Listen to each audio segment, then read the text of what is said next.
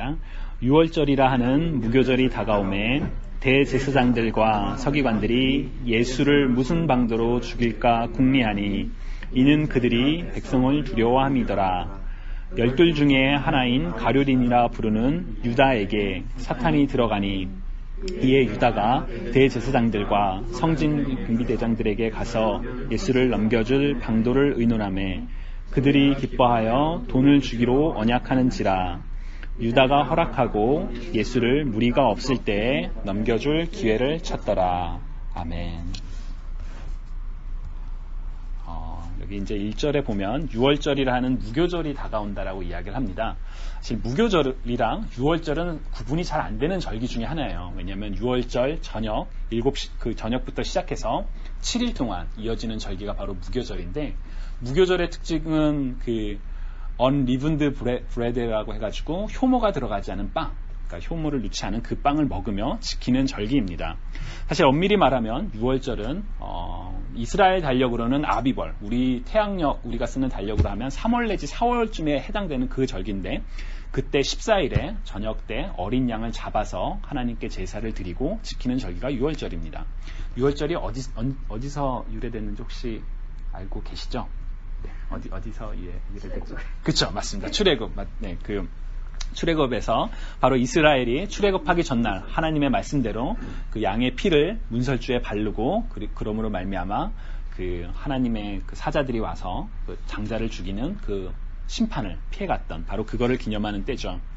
6월절과 무교절을 이스라엘이 철저히 지키는 이유는 그들이 애굽 곧 노예의 생활에서 구원을 받은 바로 그 날이기 때문입니다. 그래서 6월절은 이스라엘이 그 출애굽하는 순간부터 광야 40년 동안에서도 계속 지켰고요. 가나안에 들어가서도 지켰고, 예수님 때에도, 그리고 사도들이 행동할 때에도, 그리고 지금도 이스라엘은 이 6월절과 무교절을 철저히 지키고 있습니다. 하나님께서 우리의 삶에, 혹은 우리의 조상의 삶에, 그것이 우리의 조상의 삶이라 할지라도 하나님께서 우리에게 어떤 구원을 베푸시고 어떠한 은혜를 보이시며 어떠한 일을 행하셨는지 그거를 기억하고 그것을 후손들에게 전해주는 것, 저는 이게 바로 우리가 신앙의 유산을 지키면서 동시에 우리의 신앙을 다시금 확인하는 일이 아닐까라는 생각을 합니다. 이스라엘은 바로 그 신앙을 지키기 위해서 굉장히 열심히 노력을 하고 있지요. 제가 주일학교 사역을 하다 보면 우리 교회에도 아니 우리 가정에도 이런 시간들이 있었으면 하는 바람이 있습니다. 여러분들은 각자 믿음을 교회에 나뉘기 시작하신 시기가 다 다르실 거예요. 어떤 분들은 모태신앙으로 시작하신 분들도 계실 거고, 어떤 분들은 어떤 특별한 계기를 통해 교회를 나오고 하나님을 만난 그런 경험들이 있을 겁니다. 근데 우리는 그 내가 만난 하나님을 우리 자녀들에게 전해주는데 굉장히 좀 인색한 것 같아요. 사실 인색이란 표현은 적절하진 않은데, 어떻게 이 신앙을 얘기해 줘야 될지, 내가 어떻게 하나님을 만났는지 아이들에게 전해줄지 참 어려운 부분이 있는 것 같습니다. 근데 6월절은 이스라엘 사람들은 이 6월절과 무교절이라는 절기를 통하면서 바로 이때에 우리 조상들이 애굽에서 노예 생활을 했었는데 하나님이 우리를 구원하셨어 라고 말씀하시고 이야기를 하고 또 그 신앙의 유산을 계속 가르쳐주는 거죠. 내가 만났던, 혹은 우리의 아버지가 만났던, 혹은 우리의 할아버지가 만났던 그 하나님을 이야기해 주는 것은 우리의 신앙이 어디서부터 시작이 됐고, 그리고 우리가 그 믿음으로 인해서 지금 이 삶을 누리고 있고, 그리고 너네들도 이 믿음을 지키며 살아라 라는 신앙의 유산을 전해주는 바로 그런 일인 것 같습니다. 그래서 우리의 상황이 어떻든지 이스라엘이 6월절과 무교절을 지키는 것처럼 신앙의 유산, 곧 내가 만난 하나님을 우리 자녀에게 그렇게 전하는 저와 여러분이 되셨으면 하는 바람이 있습니다. 그리고 오늘 또 근데 우리가 그렇게 신앙을 전한다 하더라도, 그리고 이스라엘 사람들이 그렇게 지키고 있다 하더라도 안타까운 점은 겉으로만 그것을 지키고 그 내용과 그 중심을 잊어버린 사람들이 등장을 합니다. 바로 2절에 기록된 대제사장들과 바로 서기관들이죠. 2절을 보면 이렇게 기록되어 있죠. 대제사장들과 서기관들이 예수를 무슨 방도로 죽일까 궁리하니 이는 그들이 백성을 두려워함이더라. 아마 당시에 누구보다도 하나님의 말씀을 잘 알고 있고 그 율법을 본인 스스로가 지키며 또 가르치는 의무를 가지고 있던 사람들이 바로 이 대제사장들과 서기관들입니다. 오늘날로 말하면 바로 목회자들, 목사나 전도사와 같은 사람들이겠죠. 생업의 중심이 하나님의 말씀을 아는 것, 그리고 본인이 그 하나님의 말씀을 아는 것에서 머무르지 않고 다른 이들에게 그 말씀을 전하고 그리고 목자의 심정으로 교회에 오는 여러 성도들을 위해 기도하고 섬기도록 부름받은 사람들, 바로 그 목자들, 누구보다도 하나님을 잘 알고 하나님의 말씀대로 살아갈 거라고 사람들이 기대를 하곤 합니다. 하지만 여러분들이 뉴스를 통해 아시는 것처럼 그렇지 못한 경우가 참 많습니다.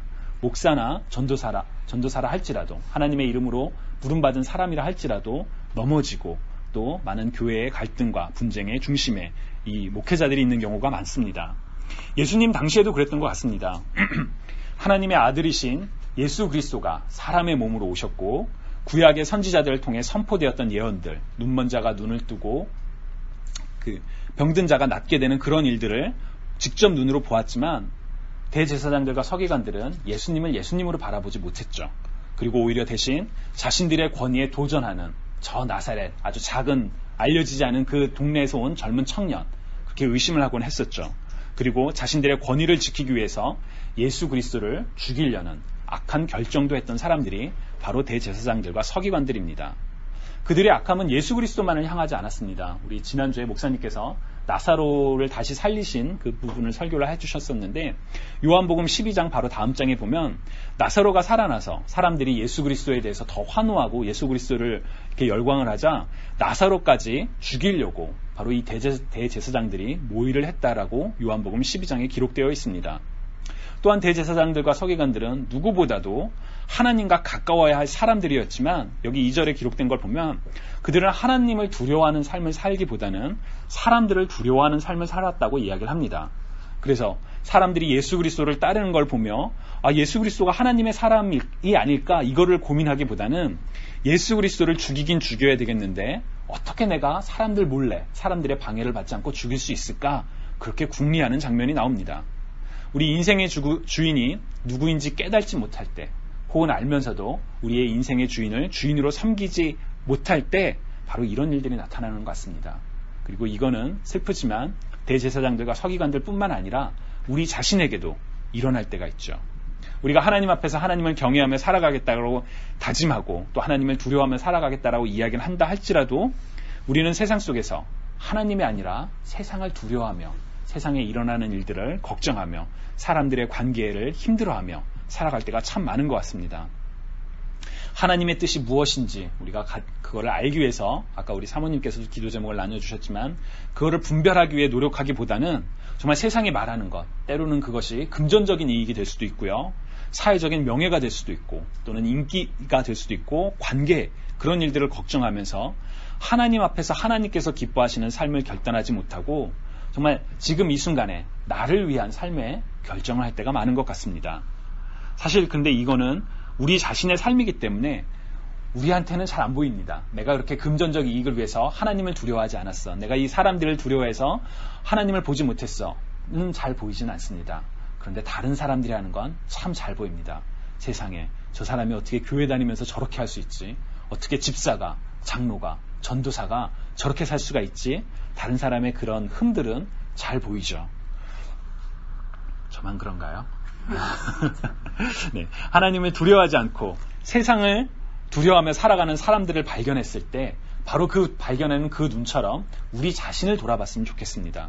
내가 하나님을 두려워하고 하나님 앞에서 정직하고 또 하나님 앞에서 겸손하게 살아가고 있는지 그렇지 않은지, 때로는 우리는 우리에게 주어진 지위와 신분을 당연한 것으로 여기고 제가 그럴 때가 있는 것 같아요. 아이들 앞에 아이들을 혼낼 때 나는 아이들을 혼내도 되는 사람이야, 나는 아이들에게 말하는 걸 잘 지키지 못하면서도 아이들에게 나는 어른이니까 난 널 혼낼 수 있어, 이렇게 착각할 때가 있는 것 같아요. 근데 이거는 단순히 부모와 자식 관계뿐만 아니라 우리가 회사에서의 직장이나 혹은 다른 사람과의 관계에서도 이런 일들이 비일비재하게 일어날 수 있는 것 같습니다. 다른 사람들을 쉽게 판단하고 정죄하고 가르치려고 할 때 바로 그 마음이 들 때 그 날카로운 비판의 눈으로 우리 자신을 바라봤으면 좋겠습니다. 그래서 사람을 두려워하지 않고, 사람을 두려워하기보다는 하나님을 두려워하는 저와 여러분이 되셨으면 하는 그런 바람이 있습니다. 오늘 본문 3절을 보면 아주 무서운 내용이 하나 기록되어 있습니다. 저는 사실 오늘 본문을, 이게 오늘 그 생명의 삶에 사는 그 큐티 본문이거든요. 그래서 처음 이 본문을 읽을 때는 그냥 발견하지 못하고 넘어갔는데 나중에 다른 일로 저희 어머니랑 이렇게 이야기를 하다가 이 3절이 얼마나 무서운 말씀인지를 다시 한번 깨닫게 되었습니다. 3절을 보면 이렇게 기록되어 있죠. 12 중에 하나인 가룟이라 부르는 유다에게 사탄이 들어가니 라고 기록되어 있습니다. 여러분 가룟 유다 다 아시죠? 가룟 유다가 누구죠? 예수님 제자죠. 그쵸? 또 가룟 유다에 대해서 여러분들이 알고 계시는 내용은 뭔가요? 열심당원. 열심당원. 그래요? 그렇다고 그래요. 가룟 유다 열심당원. 네, 이거 제가 지금 헷갈리네. 이걸 한번 확인해 볼게요. 네. 네. 또 가룟 유다에 대해서 뭐를 알고 계시나요? 돈을 맡은 사람. 그래서 마리아가 그 예수님의 발에 향유를 깨서 부었을 때 마리아한테 왜 이걸 허비하느냐라고 혼내죠. 그래서 나중에 성경은 그렇게 기록합니다. 돈꾀를 맡은 사람이기 때문에 그거에 대해서 욕심이 있어서 가룟 유다가 그렇게 했다. 그리고 또 뭘 알고 계시나요? 또 뭐가 있을까요? 가룟 유다에 대한. 정답 잡고 계신가요? 아니요. 정답은 아니고요. 사실 우리는 가룟 유다를 잘 알고 있다고 생각하지만 가룟 유다에 대해서 알고 있는 게 많지 않습니다. 가룟에 사는 유다, 그리고 예수님을 판 자, 그리고 돈을 맡아서 돈에 욕심을 내고 마리아를 비방한 자. 그 외에 우리가 가룟 유다에 대해서 알고 있는 내용이 많지가 않죠. 가룟 유다는 그냥 갑자기 생각나는 네. 전도사님 얘기를 읽어보니까 중요한 사실이 있다는데 우리와 똑같은 사람. 우리와 똑같은 사람. 같은 사람이 사단이 들어간 거죠. 네, 사단이 들어간 그렇죠. 사단이 들어간 사람. 네, 우리와 똑같은 사람. 사단이 들어가면 우리도 언제든지 예수님 할 수 있는 우리의 의지와 관계없이 그렇게 된다는 거죠. 예. 맞습니다. 우리는 가룟 유다가 행한 나쁜 일과 그리고 나중에 이 가룟 유다가 양심의 가책이 내렸을 때 그 예수님을 팔았던 그 돈을 돌려주려고 하지만 그거를 이제 받지 않자 자기가 이제 스스로 목매서 자살하는 그런 내용이 나오죠. 그래서 가룟 유다가 굉장히 나쁜 사람이라고 정말 이렇게 부도덕하고 부정직한 그런 사람으로 생각을 합니다. 근데 사실 가만히 생각해 보면 가룟 유다는 12제자 중에 한 명이었어요. 예수님께서 사랑하시는 제자 중에 한 명이었죠. 예수님의 제자라는 건 뭐냐면 자신의 생업을 내려놓고 예수님께서 공생의 생활을 하시던 그 3년 동안 예수님을 쫓아서 어디든 함께 다녔던 바로 그런 사람이었습니다. 그래서 예수님과 함께 다니면서 아마 가룟 유다도 예수님께서 행하시는 놀라운 기적들을 봤겠죠. 병든 자를 고치고 막 물고기 2마리와 빵 5개로 5,000명이 넘는 사람들을 먹이고 그리고 예수님께서 선포하시는 그 놀라운 말씀들을 깨달으면서 예수님에 대해서 깊이 알아가고 아마 사랑했던 사람이 아니었을까라는 생각이 듭니다. 그리고 심지어 마태복음 10장을 보면 예수님께서 12제자들을 파송하십니다. 파송하실 때 귀신을 쫓고 모든 병과 약한 것을 고치는 권능을 주어서 제자들을 파송했다라고 합니다. 가룟 유다도 그때 파송되었던 사람 중에 한 명입니다. 그렇다면 이 사람도 병을 고치고 정말 그 악한 것을 쫓아내는 그런 권능을 가지고 놀라운 일을 행했던 사람일 겁니다. 물론 성경은 가룟 유다의 삶에 대해서 많이 이야기를 하고 있지 않지만 예수님의 제자라는 그 사실 하나만으로도 우리는 그런 추측을 해볼 수 있죠. 그렇다면 그 가룟 유다가 왜 예수님을 배반하게 됐을까요? 바로 오늘 우리 아까 김정배 집사님이 말씀해 주신 것처럼 3절에 12 중 하나인 가룟이라 부르는 유다에게 사탄이 들어갔다라고 이야기를 합니다. 사람에게 사탄이 들어갔다. 사탄이 들어갔다는 게 도대체 무슨 뜻일까요?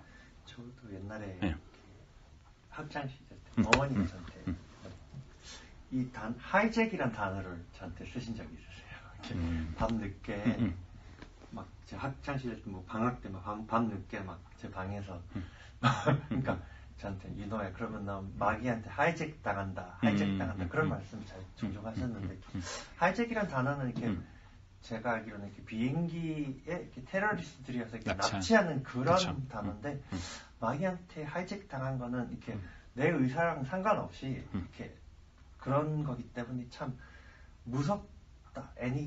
누구한테나 일어날 수 있고 분명 그러니까 저는 가룟 유다에 대해서 그만큼 디테일하게 오늘 처음 근데 한때는 이렇게 예수님을 열심히 따르는 사람이 그 본인의 의지와 상관없이 이렇게 마귀한테 납치돼서 이런 행동을 했다는 저는 모르겠어요. 제가 이거 올바른 판단인지 모르겠는데 그렇게 인터프레시 되는데 참 무섭네요. 그렇죠. 사탄이 들어가서 그 하이잭됐다라는 표현도 사실 비슷한데 사탄이 그 마음을 좌지우지했다라는 거죠. 마음의 주권을 취했다라는 거죠. 근데 사실 이 일은 오늘 우리가 읽은 이 누가복음 22장에 처음 일어난 일이 아닙니다. 여러분 구약에도 이런 일이 하나 있죠. 혹시 떠올리시는 사건이 있나요? 사탄이 들어가서 그 사람이 확 변하는 사건. 다윗의 전왕이었던 사울. 그렇죠. 사무엘상 18장을 보면 하나님께서 사무엘을 통해 사울에게 기름을 부으시고 그리고 그 사울은 이스라엘을 12지파로 나눠져 있던 그 이스라엘을 하나로 통일했던 최초의 왕이었습니다. 사람들로부터 칭송받고 첫 왕으로 기름 부은 왕이었죠. 하지만 사탄이 들어와서 미친 듯한 행동을 했고 심지어 다윗을 죽이려고까지 했다라고 사무엘상 18장에 기록되어 있습니다. 자신이 왕이었지만 자신보다 더 많은 인기를 누리고 있는 다윗을 향하여 참을 수 없는 질투심을 가지고 있었을 때 그 사울 속에 악한 영이 들어가 이제는 다윗을 죽이려고까지 그렇게 했던 거죠. 사울이 처음부터 나쁜 사람이었나요? 아니요, 그렇지 않습니다. 그도 하나님께서 선택하신 이스라엘 최초의 왕으로 기름 부음 받은 어노인팅 된 바로 그런 사람이었습니다. 그러나 사탄이 들어가 악한 왕이 됐었고 결국 비참한 죽음으로 삶을 마감하게 됐죠. 오늘 본문의 가룟 유다는 어땠을까요? 성경이 가룟 유다의 평소 성품에 대해서 자세히 말하고 있지 않기 때문에 굉장히 조심스럽습니다. 하지만 저는 가룟 유다가 처음부터 악한 사람은 아니었을 거라고 생각합니다. 예수님께서 따라오느라고 했을 때 아마 선한 의지를 갖고 예수님을 쫓아갔겠죠. 그리고 예수님을 3년 동안 쫓아다닌 바로 그런 믿음의 사람이었을 겁니다. 물론 때로는 본인의 욕심을 이기지 못하여 향유를 부었던 마리아를 향해 질책했었지만 이제는 사탄이 그 마음에 들어가 예수님을 팔아넘기는 그런 악한 인물이 되어버린 겁니다. 이러한 일들은 성경 속 과거의 일만은 아닙니다. 베드로전서 5장 8절을 보면 근신하라 깨어라 너희 대적 마귀가 우는 사자같이 두루 다니며 삼킬 자를 찾나니 라고 기록되어 있습니다. 사실 이게 영적인 일이라서 분별하는 게 쉽지는 않습니다. 하지만 성경은 분명 우리의 대적인 사탄이 하나님의 사람들을 집어삼키며 하나님의 사람들의 마음속에 들어가 좌지우지하고 하이잭하고 평소에는 선하고 참 믿음의 사람이었다 할지라도 예수님을 팔고 하나님의 사람을 죽이려고 하는 그런 악한 사람이 될 수 있음을 보여줍니다. 영의 일이기 때문에 우리의 육신으로는 그 순간에 바로 알아채는 것이 어려울지도 모르겠습니다. 하지만 우리가 누군가를 미워하고 시기하고 누군가가 잘못되기를 바라며 누군가에게 악한 행동을 하는 것, 그 모든 배후에는 바로 이 영적인 존재, 사탄이 있다는 이야기이기도 합니다. 그런 관점에서 이 3절을 보면 참 무섭습니다. 예수님의 12제자 중 한 명에게도 들어갔던 사탄이 우리에게 들어오는 건 얼마나 더 쉬울까요? 하나님께서 사무엘을 통해 기름 부으셨던 그 사울에게도 틈탔던 사탄이 우리에게 오지 않으리라 우리가 어떻게 단언할 수 있겠습니까? 그렇기 때문에 성경은 근신하라 깨어라 너희 대적 마귀가 우는 사자같이 두루 다니며 삼킬 자를 찾나니 너희는 믿음을 굳게 하여 그를 대적하라라고 베드로전서 5장 8절에서 9절에서 이야기하고 있습니다. 결국 사탄의 조정을 받은 유다는 아무런 죄가 없으셨던 하나님의 아들 예수 그리스도를 대제사장들과 서기관들에게 팔았고 그 잘못을 깨달았을 때 아마도 그 사탄이 이제 떠나갔을 때 양심의 가책을 이기지 못하여 자살이라는 비극적인 선택을 하고 맙니다. 여기 계신 우리 모두는 저는 하나님의 사람들이라고 믿습니다. 여러분 우리가 하나님의 사람들인가요? 믿으시나요? 네, 그렇죠. 우리는 예수 그리스도의 피로 말미암아 구원을 입은 하나님께서 의롭다 칭함을 하신 바로 하나님의 사람들입니다. 그러나 그런 우리라 할지라도 역시 근신하고 깨어있지 않으면 믿음을 굳건히 하지 않으면 스스로 겸비하여 하나님 앞에서 하나님을 경외하는 삶을 살지 않으면 바로 이 유다처럼 사탄이 우리에게도 들어올지도 모릅니다. 그래서 우리가 원하지 않는 악한 일을 하고 관계를 파괴하고 공동체를 무너뜨리고 가정을 흔들리게 하는 그런 안타까운 그런 사람들이 될 수도 있습니다. 이 유혹은 그리스도인이라 할지라도 우리가 도저히 피할 수 없는 그런 유혹인 것 같습니다. 그렇기 때문에 예수님께서 우리에게 어떻게 기도할지를 가르쳐 주실 때에도 우리를 시험에 들게 하지 마옵시며 다만 악에서 구원하소서 시험에 들지 않고 악에서 구원해달라는 그 기도를 하라고 우리에게 가르쳐 주신 거라고 생각합니다. 여러분, 악의 사탄의 유혹에 빠지지 않도록 우리가 함께 깨어서 기도했으면 좋겠습니다. 우리 마음 가운데 그 무엇보다, 그 누구보다, 그 어떤 일보다, 어떤 상황보다 하나님을 두려워하는 마음을 갖고 살아갔으면 좋겠습니다. 사탄의 유혹에 넘어가서 자기 자신을 속이고 누군가를 비방하며 관계를 깨트리고 공동체를 무너뜨리는 그런 악한 삶을 살아가시지 마시고 하나님을 두려워함으로써 말미암아 늘 근신하며 깨어 기도하는 저와 여러분이 되시기를, 그래서 하나님의 사람으로 계속 살아가기를, 그렇게 함께 기도하기를 간절히 축원합니다.